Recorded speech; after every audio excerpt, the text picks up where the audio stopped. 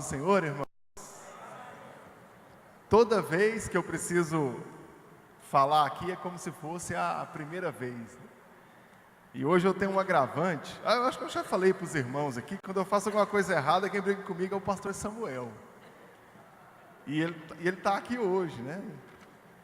Aí alguém sempre pergunta assim, mas e o Bispo Ides? Ele não briga não? Eu falo, o Bispo Ides ele olha. Ele não fala nada, ele só dá aquele olhar 9mm, já é o suficiente.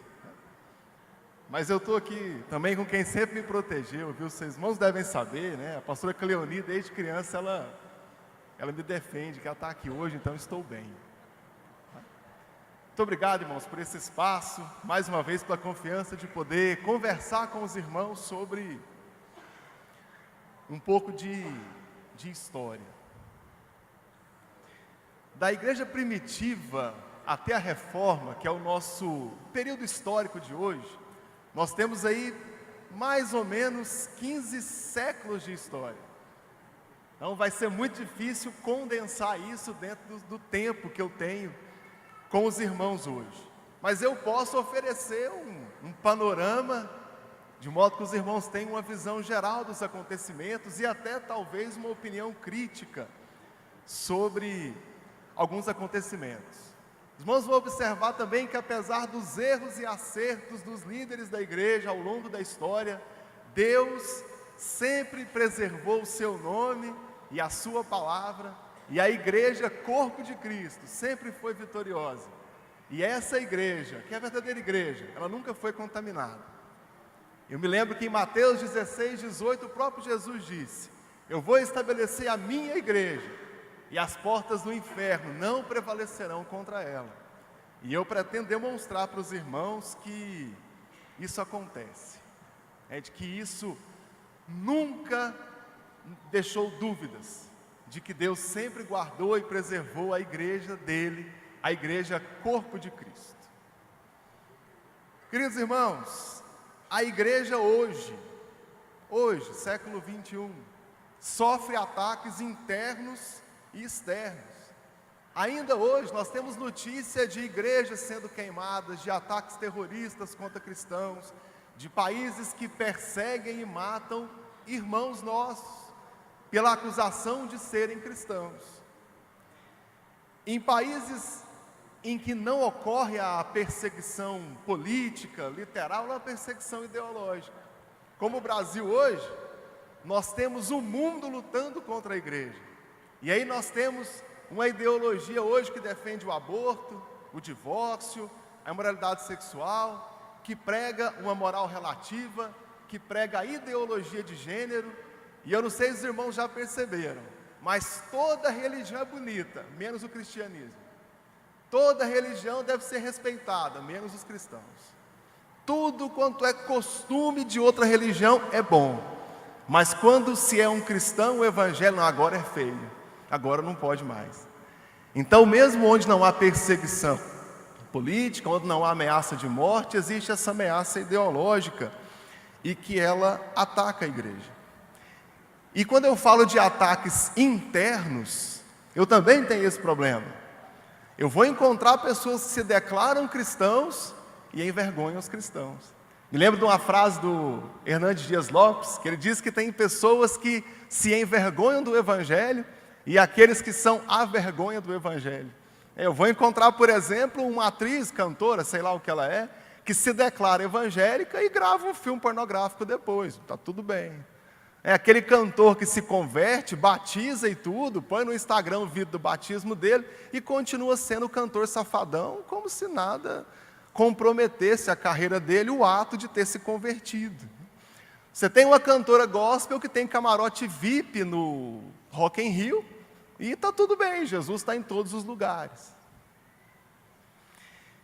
Sem contar a quantidade de falsos pastores que estão na televisão envergonhando o evangelho, sendo capa inclusive de páginas policiais. Tem falso pastor por aí que tem ficha corrida, não tem currículo nem biografia, tem ficha corrida.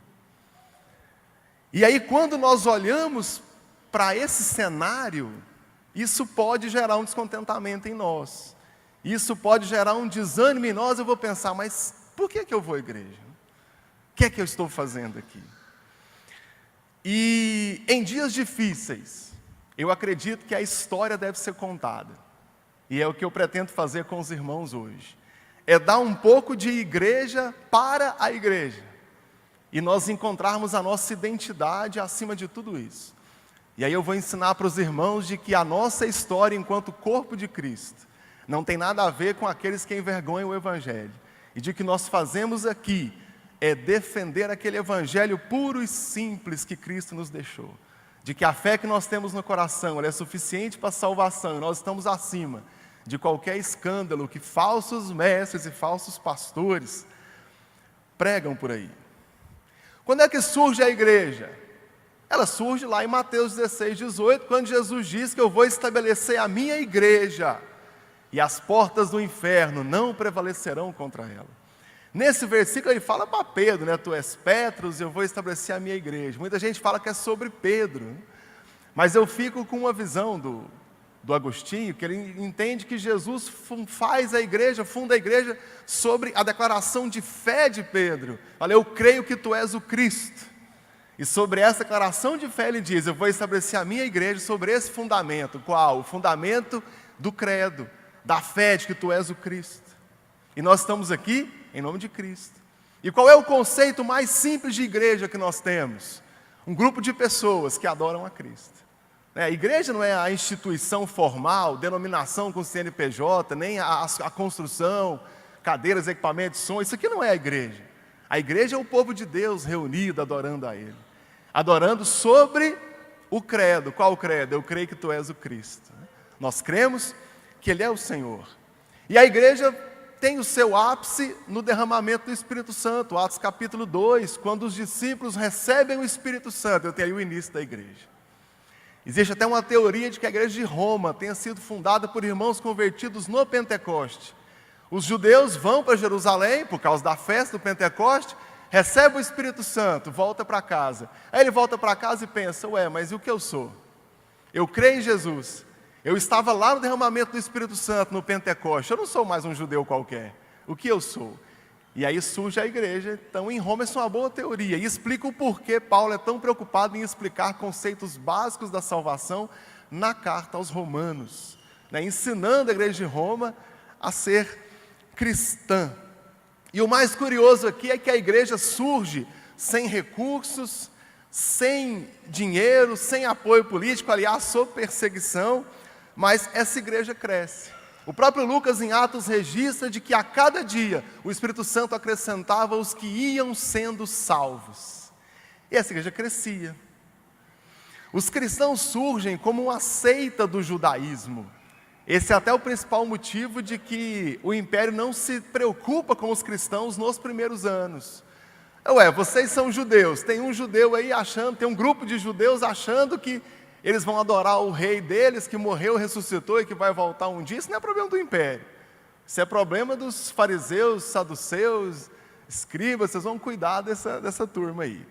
Acontece que a igreja não para de crescer. E os cristãos começam então a incomodar o império. O Império Romano tinha muito medo, todos os impérios têm, mas o medo de uma revolta interna. Existia até a chamada Pax Romana, né, que o Império Romano oferecia segurança para os povos dominados, mas sob controle intenso dessas províncias. E aí quando você tem um grupo que ninguém sabe direito quem que adora um rei que vai voltar para reinar com justiça, que todo joelho vai se dobrar diante dele, toda língua vai confessar que ele é o Senhor, o Império Romano começa a se preocupar. E aí de repente o Império assume o papel de perseguidor e passa a perseguir a igreja. E as acusações sobre a perseguição são as mais diversas. Os cristãos são acusados de canibalismo. É porque se reúne para comer a carne e o corpo de alguém, né? Beber o sangue e comer a carne de alguém. Acusados de incesto. Porque casavam com os irmãos, com as irmãs, né? Sempre casava com a irmã fulana, com o irmão fulano, e acusação de incesto. Acusação de desobediência civil. Acusado de não obedecer às ordens do imperador, justamente, basicamente por dois motivos. Os cristãos sempre foram pacifistas, então se negava a ir para as guerras. E a negação de adorar ao imperador. Então você tinha essa acusação de desobediência civil. E, sentem na cadeira, acusação de ateísmo. Os cristãos eram acusados de serem ateus. Acontece que o panteão romano tinha Deus de todo jeito, imagens de todas as formas, e o Império Romano acabou criando esse multiculturalismo religioso, porque todo povo que dominava, ao invés de suprimir a religião, eles agregavam aquela religião ao panteão romano. Então você tinha uma divindade esquisita lá com um braço de elefante e corpo de girafa, não, isso aqui agora faz parte do panteão romano. Com os cristãos, uma pessoa que adora um Deus que não existe, que não tem imagem, que não pode ser visto, também não existe. Então tinha a acusação de ateísmo. Ao todo, foram 11 imperadores que tentaram acabar com a igreja. Nero, Domiciano, Trajano, Adriano, Antonino Pio, Marcos Aurelius, Sétimo Severo, Maximiano, Décio, Valério e Diocleciano. Então, você tem 11 dinastias perseguindo o império.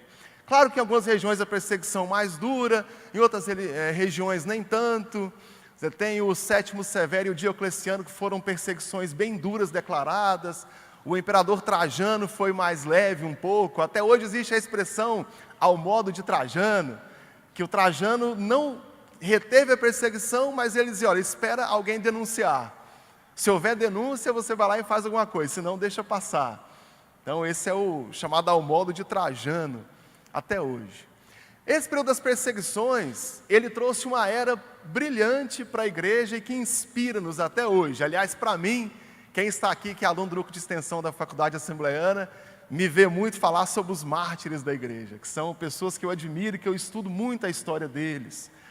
Quem me acompanha na internet, leu o mês passado, eu fiz um artigo sobre o São Jorge, que na verdade tem nada de São Jorge que a gente conhece hoje, mas é um grande herói cristão do século IV, século III, século IV. Durante as perseguições, muitas pessoas morreram em nome de Cristo. Daqueles que enfrentaram a perseguição e preferiram a morte do que negar Jesus. O Justus Gonzalez tem um livro chamado A Era dos Mártires, a história ilustrada do cristianismo, e tem a Era dos Mártires. Os irmãos podem ler sobre esse assunto e conhecer um pouco mais deles. As perseguições elas vão até 313 depois de Cristo. Vamos pensar que Jesus morre por volta do ano 30, no ano 50 Nero começa as perseguições e elas vão até 313 com o Edito de Milão, quando o imperador Constantino suspende as perseguições. Eu quero falar aqui de 2 mártires, para deixar os irmãos ansiosos para ler um pouco mais sobre esses mártires. Eu tenho um aqui do ano 150, o bispo Policarpo. Ele era de Esmirna e, ao que nós sabemos, ele conheceu o apóstolo João, talvez batizado pelo próprio apóstolo João. Acusado de ser cristão, ele é preso para que ele fosse executada a pena dele. E tem um diálogo interessante aqui, em que o procônsul diz para o Policarpo, eu tenho feras e te entregarei a eles, se não mudar de ideia. E o Policarpo responde, pode chamá-las, para nós é impossível mudar de ideia. E o procônsul retruca, já que despreza as feras, eu te queimarei no fogo. E o Policarpo responde, tu me ameaças com um fogo que queima por um momento, porque ignoras o fogo do julgamento futuro. E ele se declara cristão, é condenado à fogueira, e ele vai andando para a fogueira. E aí, segundo a tradição, o fogo não pega nele, dentro do fogo, o fogo não pega nele, e um soldado acaba matando com a espada, e então o corpo dele queima. Isso acontece no ano 150 depois de Cristo. Em 320 depois de Cristo, eu acabei de falar para os irmãos, em 313 acaba a perseguição. Mesmo assim, em 320, 40 soldados romanos são condenados à morte pela acusação de serem cristãos. Eles são colocados numa água gelada, num lago gelado, para ficar lá até morrer de frio, de hipotermia. E são colocados lá. A ideia dessas penas é que a pessoa negasse a Cristo. Então deixa a pessoa com frio, ela vai desistir de ser cristão. E ficam lá os 40. E eles até cantam 40 bons soldados de Cristo. 40 mártires na guerra do Senhor. Acontece que um deles desiste, nega a Cristo, sai da água e vai embora. Um dos soldados que estava vigiando Aí eles começam a cantar, 39 bons soldados de Cristo. Acontece que um dos soldados que estava fazendo a guarda deles, devolve as armas, tira a roupa do império e entra no lago. E eles voltam a cantar, 40 bons soldados de Cristo. Irmãos, até amanhecer, os 40 estão mortos por hipotermia. E não negaram a Cristo. Então temos muitas outras histórias de arrepiar. Eu comecei a falar aqui do que nós conhecemos hoje como São Jorge, eu tenho certeza que ele negaria veementemente esse título e a imagem que fazem dele hoje. O Georgios, ele era da guarda pessoal do imperador Diocleciano, o último perseguidor. Quando lança o edito contra os cristãos, ele é preso. E ele fala com o imperador que ele não é uma ameaça, de que ele sempre foi cristão e sempre protegeu o império, tanto é que era da guarda pessoal do imperador. O imperador não abre mão, manda ele para ser preso, ele é torturado, é humilhado, é tudo. Não nega a Cristo e acaba morrendo na prisão. Então, esse é o homem por trás da lenda, né? Por essa tradição vergonhosa que nós temos hoje, de usar o nome de um grande cristão, né? Do Georgios, da guarda pessoal do imperador Diocleciano. Uma fase interessante na igreja são a chamada era dos pais da igreja. Quando os apóstolos são a liderança da igreja, mas os apóstolos não vivem para sempre. Conforme os apóstolos morrem e a igreja cresce, outros líderes assumem o lugar deles.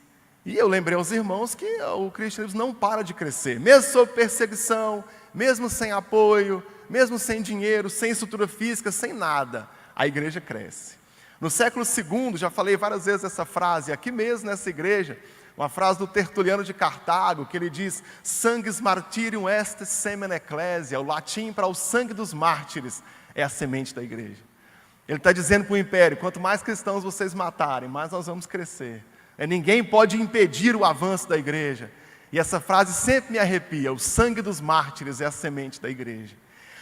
E homens e mulheres ficam liderando a igreja após os apóstolos. São os chamados pais da igreja. Eles foram muito importantes na defesa da fé, no desenvolvimento da igreja e em doutrinas que eles propuseram que até hoje nós seguimos. Até hoje a Assembleia de Deus de Campinas, por exemplo, tem algumas tradições, alguns ensinos que vêm desse tempo dos pais da igreja. Eu precisaria de uma aula inteira aqui para falar um pouco sobre os pais. Eu vou fazer só esse apanhado geral com os irmãos. Nós dividimos em 3 tipos de pais. Pais apostólicos, apologistas e polemistas. Os apostólicos são aqueles pais que conheceram os apóstolos. Eu falei para vocês do Policarpo, por exemplo, que ele conheceu o apóstolo João. Tem outros, como Papias, como Clemente de Roma, que foi também pais muito importantes para a igreja. Esses pais apostólicos, as obras deles, em geral, tratavam do fortalecimento da fé cristã, do fortalecimento dos irmãos, para a concretização da fé de cada um. Os pais apologistas, eles já tratavam da defesa da igreja, da defesa da fé contra ataques externos. Falei para vocês do Tertuliano, a mais importante obra dele é chamada Apologeticum, ou a apologia apologética, em que ele defende o cristianismo contra o império. Essa frase, o sangue dos mártires é a semente da igreja, está no livro Apologeticum. Ele afirma, por exemplo, que até criminosos confessos têm direito a julgamento. Então, por que os cristãos são executados com base numa denúncia? É um dos argumentos que ele levanta no livro Apologética, Apologeticum, do latim Apologeticum, para a defesa da igreja. E os pais polemistas são outra série de pais da igreja, em que eles tratam contra heresias dentro da igreja. Então, os pais apostólicos conheceram os apóstolos, tratavam basicamente da fé. Os pais apologistas contra ataques externos e os pais polemistas têm muitas obras contra heresias dentro da igreja. Por exemplo, Irineu de Lyon, ele foi um grande defensor da igreja contra o gnosticismo. O gnosticismo é uma heresia dentro da igreja que ela declarava que Jesus não era um verdadeiro homem. Eu já falei isso aqui, os irmãos devem lembrar aí dos caça-fantasmas, que os fantasmas tinham ectoplasma, que era... Jesus é ectoplasma, ele não é um ser humano de verdade, parece humano, mas não é. E tinha essa ideia da gnose. Quem já teve paciência para ler o Evangelho de Judas, que foi achado em 2005, que a Discovery Channel financiou a recuperação do manuscrito, tem uma hora em que, nesse livro apócrifo, em que, segundo o livro, Jesus diz para Judas: você vai me livrar do homem que me veste. A ideia gnóstica, de que Jesus está preso no corpo de homem, e que quando matasse o corpo ia libertar a alma. Gnose é conhecimento. Então ia libertar a alma pelo conhecimento. Essa heresia dentro da igreja. O Irineu de Lyon foi um desses pais polemistas que lutou contra isso. Aliás, o Evangelho de João já luta contra o gnosticismo. O Evangelho de João, capítulo 1, João fala: eu conhecia Jesus, eu toquei nele, meus olhos viram, minhas mãos apalparam. Eu mesmo já preguei sobre isso aqui. João está dizendo: Jesus era um homem de verdade, eu toquei nele, eu o conheci. Já era uma luta contra o gnosticismo. Outro pai importante aqui é o Santo Agostinho. Eu falo muito nele nas aulas de teologia. O Agostinho lutou contra o pelagianismo, também uma heresia dentro da igreja, que dizia que a pessoa podia ser salva por conta própria. Eu vou ficando mais santo, mais bonzinho, mais gente boa, chega uma hora que eu sou salvo. É essa salvação pelo homem.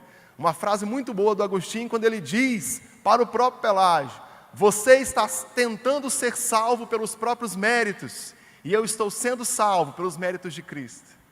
Então ele vai dizer que a salvação só vem de Jesus, né?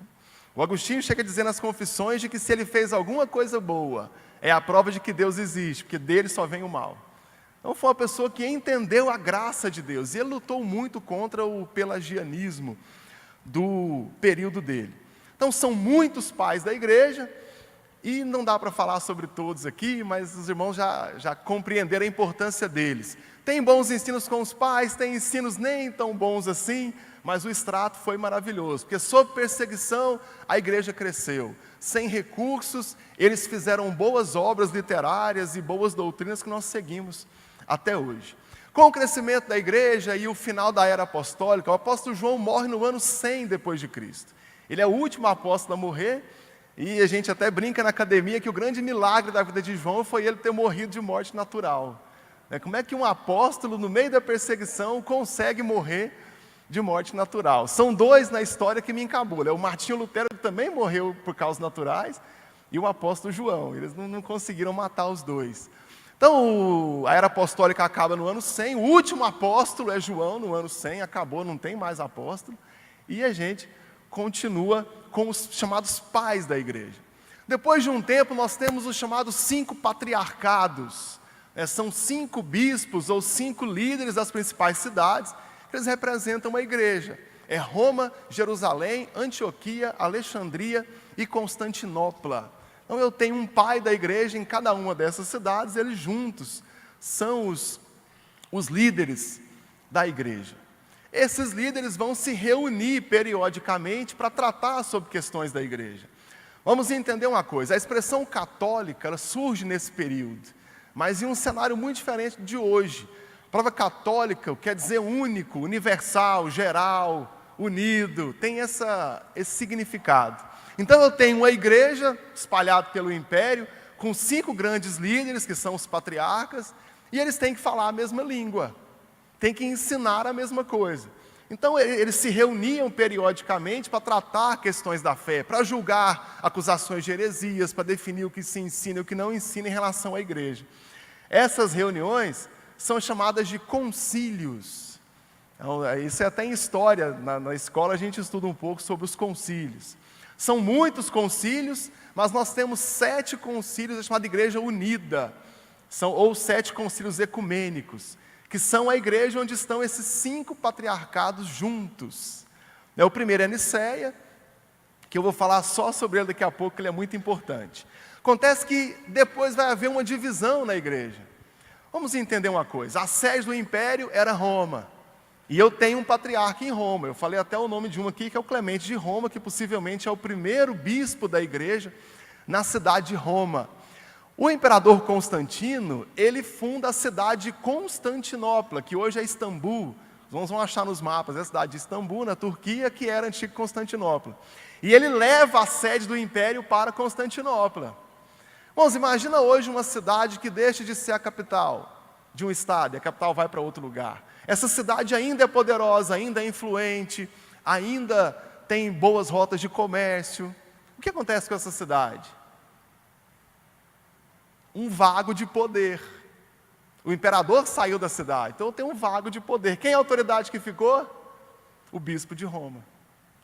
E começa a ter algum conflito na igreja, porque o bispo de Roma tenta se impor sobre os outros bispos. Só que isso não acontece, não deveria acontecer, porque todo mundo é igual, a igreja não é única.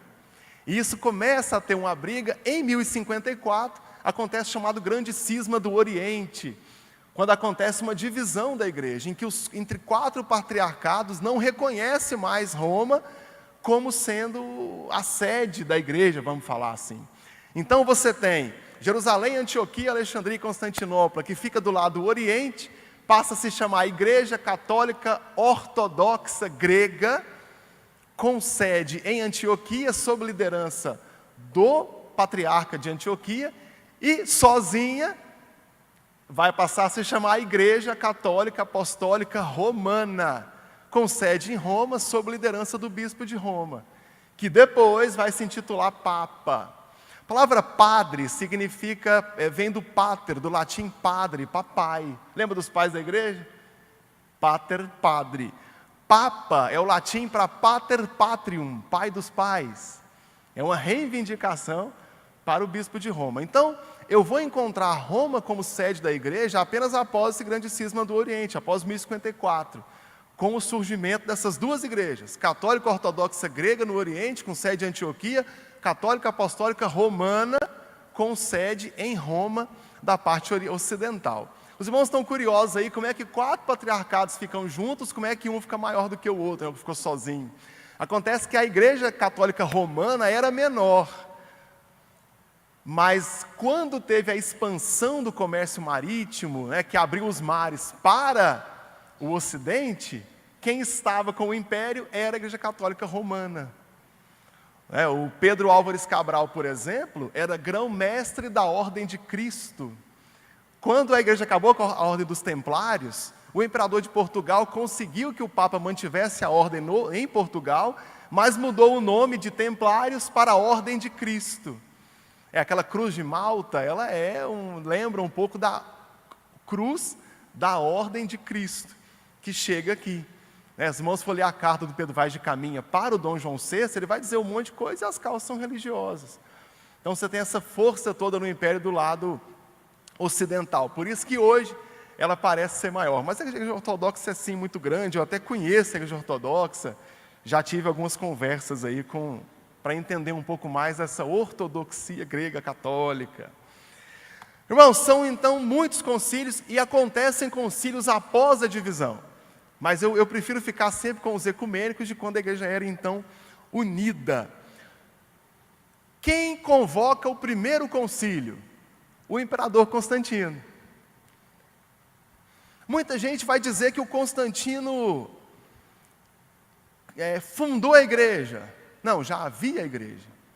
Acontece que o Constantino tem uma ideia de gênio. 11 predecessores dele perseguiram a igreja e não conseguiram acabar com a igreja. O Império Romano já tinha metade da sua população civil cristã. Não se persegue metade de uma população, metade de um povo. Não dá para perseguir. Aí o imperador já tinha acabado com a perseguição em 313, em 325 ele convoca o primeiro concílio da igreja, declara que o cristianismo é uma religião. Cuidado, irmãos, ele não declara religião oficial do império, quem faz isso é o Teodósio, 100 anos depois. Ele só declara que é uma religião. Então os cristãos deixam de ser uns foras da lei, uns hereges, para agora ser uma religião. Quando ele faz isso, ele agrada todo mundo. Ele atrai todos os cristãos para perto do império, que agora o império não mais persegue, ele consegue apoio dos líderes da igreja. E ele traz uma certa união para o Império Romano a partir do concílio de Nicéia. Esses concílios, eles são muito importantes ao longo da história. Eles tratam de assuntos delicados, e eles são, apesar dos seus erros e acertos, são muito bons. Mas eu não queria que os irmãos passassem a colocar muito crédito nos concílios, que eles erraram muito, mas que também não colocassem muito demérito nos concílios, porque ele nem muito crédito, nem muito descrédito. Eles são tão bons quanto ruins. Por exemplo, o concílio de Nicéia, em 325, ele afirmou a natureza humana e divina de Jesus. Basicamente é o seguinte: se Jesus não deixasse a forma de Deus para ser homem, o sacrifício dele não ia valer. Isaías estaria mentindo ao dizer que ele tomou sobre si as nossas dores. Mas se Jesus não fosse Deus, ele ia ser um homem qualquer morrendo, então também não ia valer para perdão dos pecados. Então o concílio decide que ele é homem e Deus em duas naturezas. Aí a expressão que vai para o credo é que Jesus é um ser gerado, não criado, consubstancial com o Pai, de mesma substância. É o homoousios, que depois dá uma briga danada em outro concílio, mas não vai dar tempo de falar aqui hoje, que começa uma discussão se o Espírito Santo também é da mesma substância do Pai do que o do Filho, ou de substância semelhante. Tem até a revisão no credo. Quem tiver curiosidade, aí vocês vão achar, por exemplo, o credo niceno e o credo niceno II, com a revisão de se o Espírito Santo procede do Pai ou se ele procede do Pai e do Filho. Acredite, irmãos, uma vogal dividiu o mundo, porque você tinha a expressão homoousios, mesma substância, e a expressão homoi-ousios, de substância semelhante. E isso deu uma briga na igreja que dividiu tudo, mas isso aí tem que ser um tema específico para ele. Então hoje nós temos essa relação de amor e ódio com os concílios, porque eles acertaram muito, erraram muito. Por exemplo, eu falei do concílio de Nicéia, que afirmou a humanidade de Jesus. O concílio de Éfeso também tratou, 432, tratou da humanidade de Jesus.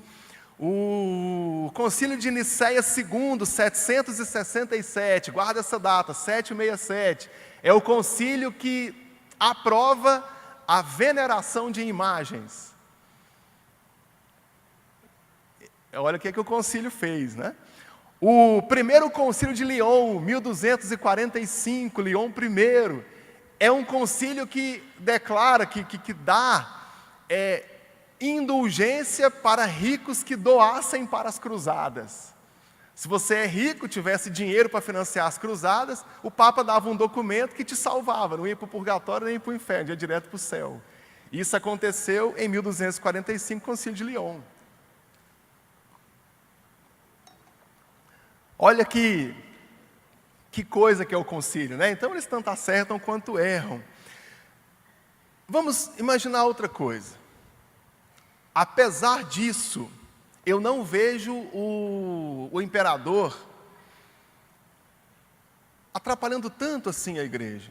E aqui eu preciso fazer uma advertência. Quando eu estudo história, eu preciso tomar cuidado com os períodos. A história, ela é dinâmica, ela é lenta, ora avança, sujeita a retrocessos, e muitas vezes nós tendemos a criar umas caixinhas, né? Então, aqui é a caixinha do Império do Brasil, aqui é a caixinha da República do Café com Leite, aqui é a caixinha da Revolução de 30, ou golpe de 30, seja lá qual for a sua ideia do Getúlio Vargas. Não, aqui é a caixinha, não faça isso, porque o período muitas vezes é difícil determinar onde é que ele acontece. Outro erro histórico é pensar que um dia na história todo mundo era bonzinho. Aí, de repente, todo mundo fica mal. Como se alguém acordasse adolescente, dormisse adolescente e acordasse jovem. Como se alguém dormisse adulto e acordasse velho. Então você tem um processo. Eu não tenho na igreja um período em que ela foi 100% corrupta e herege. Se isso acontecesse, nunca mais ia voltar a ser o que era. Eu não tenho um período na igreja que todo mundo era tão santo assim, porque senão não teria acontecido a corrupção na igreja. Então são processos lentos.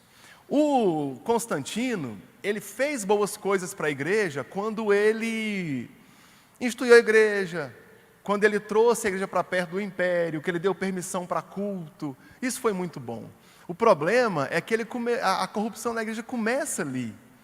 Quando eu aproximo demais o poder do império, eu tenho uma igreja perseguida que agora está sob tutela do império, e eu não quero desagradar a igreja, o imperador fala, mas aí o bispo de Roma fala, mas espera aí, eu também não posso brigar com o imperador, e aí começa esse jogo político, diplomático, que nós conhecemos muito bem. E ele acaba não sendo tão bom assim. Quem é o imperador que vai causar muito mal à igreja? É o Teodósio. O Teodósio, ele declara o cristianismo religião oficial do império. Ele sim vai dizer, o Império Romano é católico apostólico romano. Qual que é o problema disso? O problema disso é que a igreja que era perseguida, agora passa a perseguir os seus inimigos.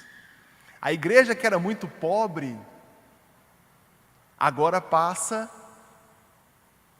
a ser muito rica. A igreja fica tão poderosa que passa a desafiar o império. Nós vamos encontrar papas criando confusão com o imperador, ameaçando o imperador, faz o que eu quero, ou você vai se ver comigo.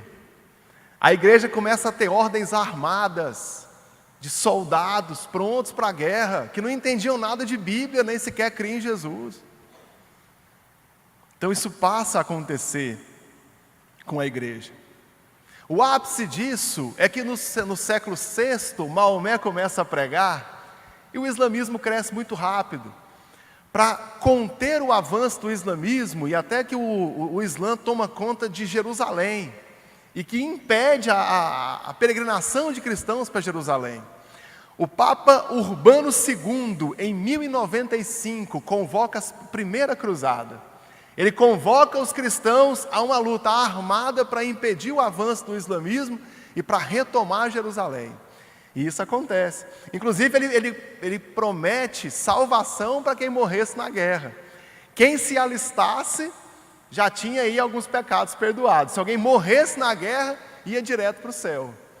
Então, se algum irmão aqui tem a ficha suja, não sabe o que faz, vai para a cruzada, porque dali a salvação é garantida. Esse é o Papa ou o Bispo de Roma, o Urbano II, que ele então convoca a primeira cruzada. Apesar de sangrenta, a primeira cruzada é um sucesso. Ela consegue tomar de volta Jerusalém, consegue impedir o avanço do islamismo, e muita gente vai até dizer que hoje o Islã não é maior no mundo por causa das cruzadas. Mas eu acho que é uma sentença exagerada. De qualquer forma, são ao todo 7 cruzadas, e inclusive uma dessas cruzadas é formada só por crianças, porque as demais cruzadas não estavam funcionando, e aí alguém disse que é porque o povo era muito pecador. Então, se mandar as crianças, seria um sucesso. Não preciso nem dizer que foi mais um fracasso essa cruzada. De todo modo, os imperadores usaram as cruzadas a favor deles. Vamos lembrar, por exemplo, hoje, a ordem dos dominicanos da igreja. Dominicanos vem do latim dominus canis, significa cães de Deus. Eles eram... Eles provavam as heresias, né, e já executavam a morte que eles julgavam como hereges. Os jesuítas também surgiram assim.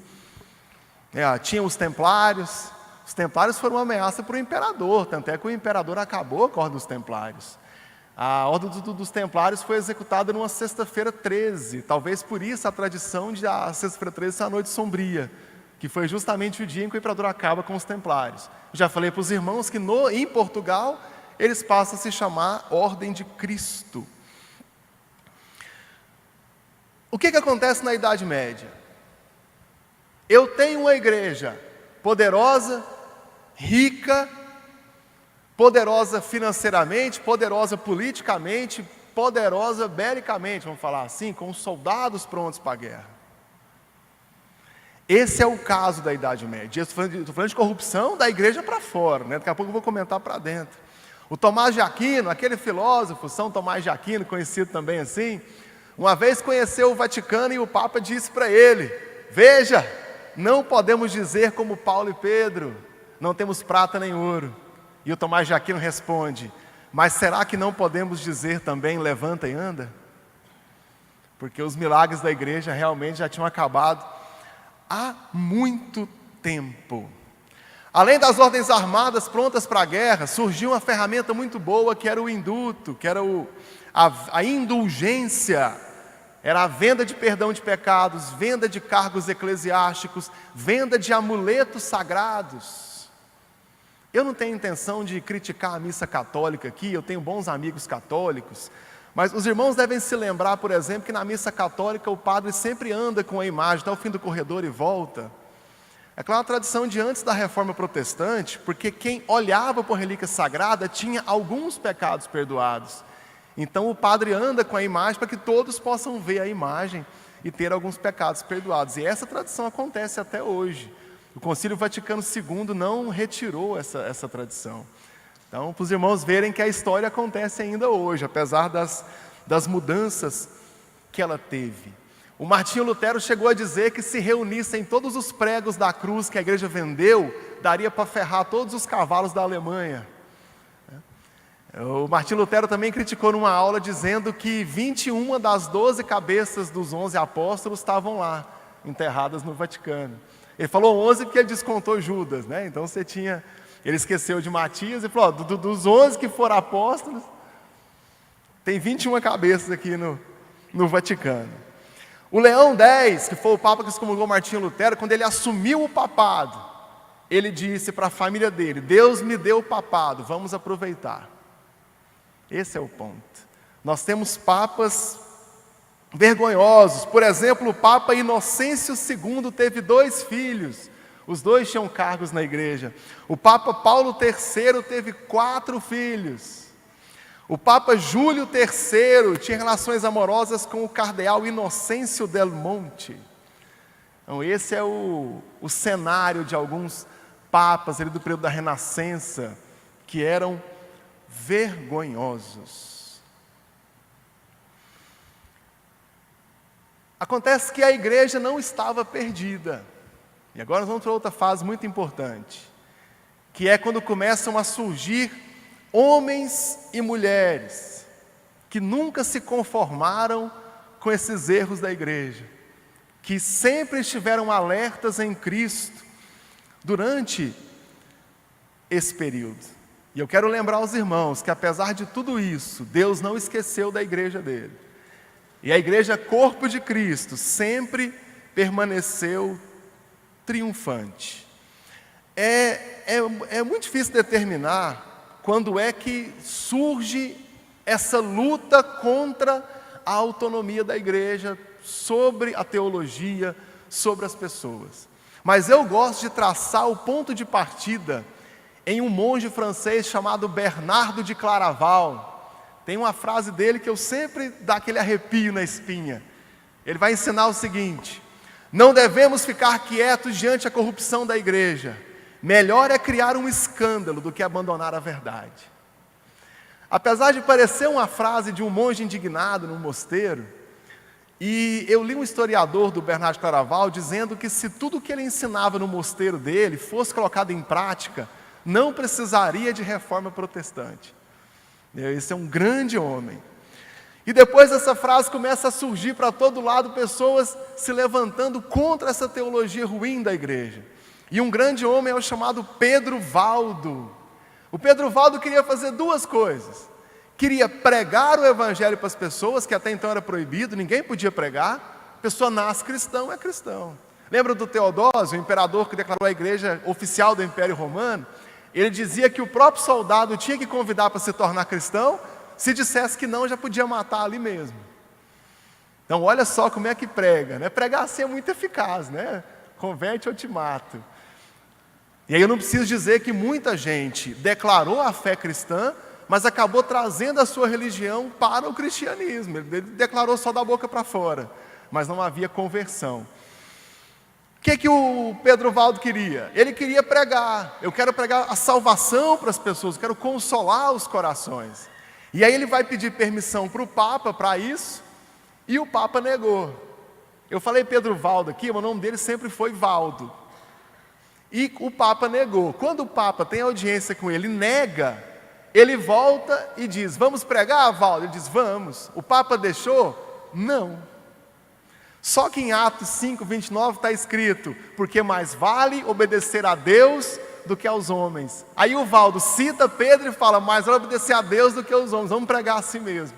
E aí ele passa a se chamar Pedro Valdo, justamente em homenagem a essa citação dele, que ele diz, se o Papa está contra Cristo, então eu vou ficar do lado de Cristo, né? Então eu vou pregar.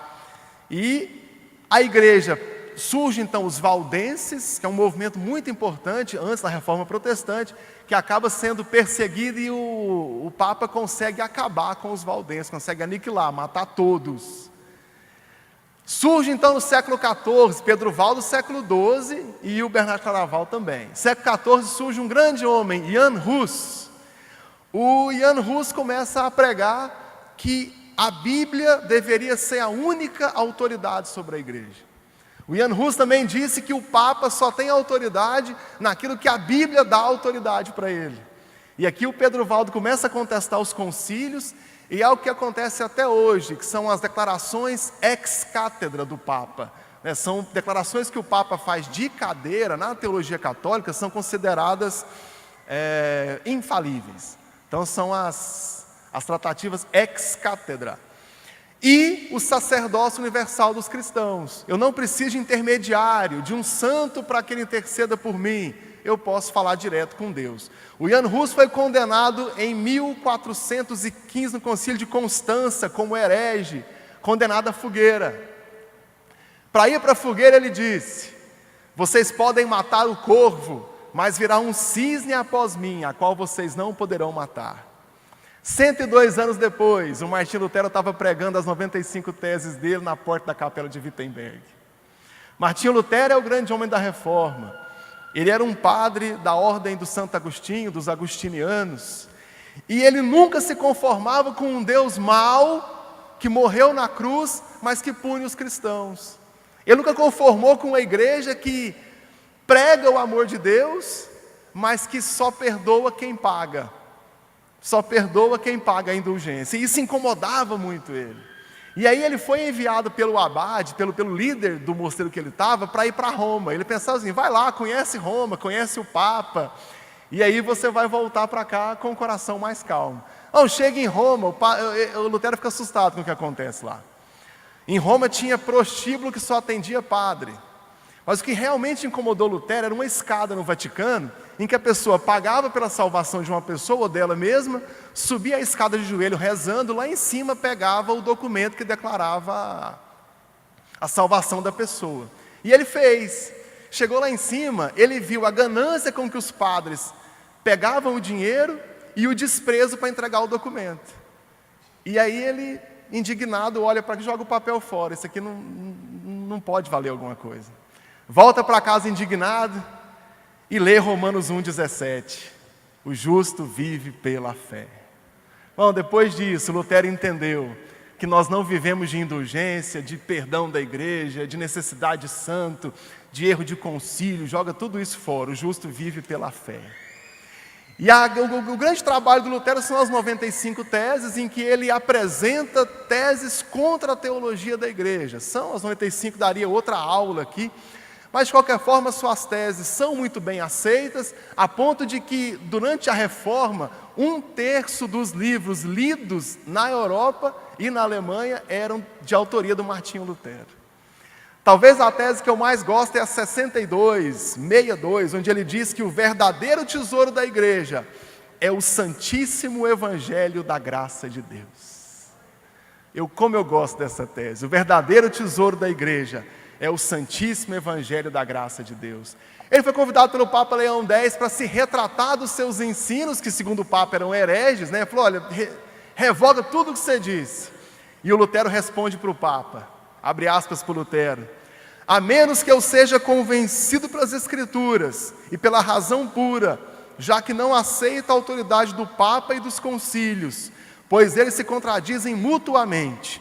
Minha mente é cativa à palavra de Deus. Eu não posso e não vou me retratar de nada, pois não é seguro nem certo ir contra a consciência. Que Deus me ajude. Amém. Fecha aspas para Lutero. Depois dessa frase, ninguém mais segura a reforma. Agora a coisa vai andar. A reforma protestante tem 5 bases. Com o Lutero tinha 3. Eu gosto de ficar com elas. Sola Escritura, somente a Bíblia é autoridade sobre a igreja. Não há autoridade de papa, bispo, cardeal, ninguém, somente as Escrituras, somente a Bíblia. Conforme o Irineu de Lyon falou, os apóstolos estabeleceram as bases da igreja, os fundamentos da igreja. E é esse fundamento que nós temos até hoje, o que está na Bíblia. Sola fide, somente pela fé, todas as coisas pela fé, nada de pagar por salvação, nada de fazer campanha para obrigar Deus a te usar, fé. A fé em Deus. E sola gratia, somente a graça. A graça de Deus é o meio pela qual nós somos salvos. A graça de Deus é o meio pelo qual nós fomos aceitos por Deus. Irmãos, a história virou muitas páginas para que nós pudéssemos chegar até aqui, hoje, enquanto igreja. Eu oro a Deus para que Ele nos ajude a não nos desviar do Evangelho puro e simples. A ganância e o orgulho e a fome de poder de muitas pessoas desviaram a igreja de Cristo. Tem episódios vergonhosos por causa disso. E eu espero que Deus conserve os nossos corações, para que a igreja que nós somos hoje não se desvie de Cristo, e que nós sejamos um espelho da igreja corpo de Cristo, pela qual Jesus morreu na cruz por ela. Hein? Os irmãos podem orar comigo e pedir a Deus que Ele mantenha os nossos corações assim? Vamos orar? Meu Deus, quando nós estudamos a história do Seu povo, nós reconhecemos nossa total dependência do Senhor e do Seu cuidado para conosco. Sem o Senhor não podemos nada. Meu Deus, nos perdoa quando nós nos desviamos dos Seus caminhos. Se está alguém aqui nessas condições, traga de volta. Conserva os nossos corações, nos mantém santos e fiéis ao Senhor, pois nós precisamos do Senhor e da Sua palavra conosco. Em nome de Jesus. Amém.